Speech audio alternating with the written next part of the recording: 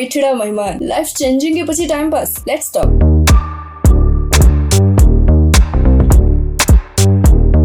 લાગણીઓની લચ્છી પણ ક્યારેક ઓછી ખાંડ ને વધારે બરફ સાથે 18 એપ્રિલે રિલીઝ થયેલી આ ફિલ્મમાં યશ સોની, મિત્ર ગઢવી, આરોહી પટેલ અને સોનાલી દેસાઈએ કામ કર્યું છે અને ચિન્મય પંડ્યાએ આ ફિલ્મ ડાયરેક્ટ કરી છે. એક એવા વિષય પર ફિલ્મ બનાવી છે કે જ્યાં મુખ્ય પાત્ર જીવવા જ નથી માંગતું, બ્રેવ છે, પણ બ્રેવરી બાદ આવે છે એક્ઝિક્યુશન. અને અહીંયા એ છે એટલું કે લાગે કે ડાયરેક્ટરે દિલથી બનાવ્યું છે પણ દિલ સુધી પહોંચ્યું નથી. ક્લાઇમેક્સ એવો છે કે દિલને ઝાંખી દે પણ શોકિંગ નથી, પ્રિડિક્ટેબલ છે. હવે એક પણ શબ્દ બોલ્યો છે ને કૂદી જઈશું. પાત્રો આવે છે, જાય છે, પણ બધાને તમે સિરિયસ લો એવા નથી. કેટલાક સીન લિટરલી લાગશે કે હવે આ સ્કીપ કરીએ. નેટફ્લિક્સ હોત તો ફોરવર્ડ પણ મારત. વેલ, જવા દો, આગળ વાત કરીએ. Yash Soni rocks, Mitra hit the mark, but બાકીના પાત્રો kind of forgettable. Yash Soni usual સ્વેગમાં છે, lovable and always audience favourite. And Mitra Gadhvi literally જવાબદાર છે કોમિક ટાઈમિંગ એન્ડ એક્સપ્રેશન માટે. પણ આરોહી પટેલ અને સોનાલી દેસાઈને કેટલી મહેનતથી બેસાડ્યા છે અને એની સામે રિઝલ્ટ ખૂબ ઓર્ડિનરી લાગ્યું. મિહિર રાજોડા વધુ ઇમ્પેક્ટફુલ હોઈ શકત, બટ એમને મંચ ઓછા અને મોમેન્ટ નબળા મળ્યા. ડાયલોગ્સ થોડા હિટ થોડા મિસ કરે છે. યશ સોનીના એકાદ ડાયલોગ ચોક્કસ ક્લેપ વાળા છે, લાઈક જીવવું છે પણ માટે નહીં, કોઈ સાથે. આવા ડાયલોગ્સ આવે અને તમે અંદરથી ખખડી જાઓ, પછી શું? ઘણા ડાયલોગ્સ એવા છે જેમ કે સોશિયલ મીડિયા માટે બનાવ્યા હોય, ડીપ લાગે પણ એક્ચ્યુઅલ મીનિંગ ઓછું હોય. સિનેમેટોગ્રાફી અને લુક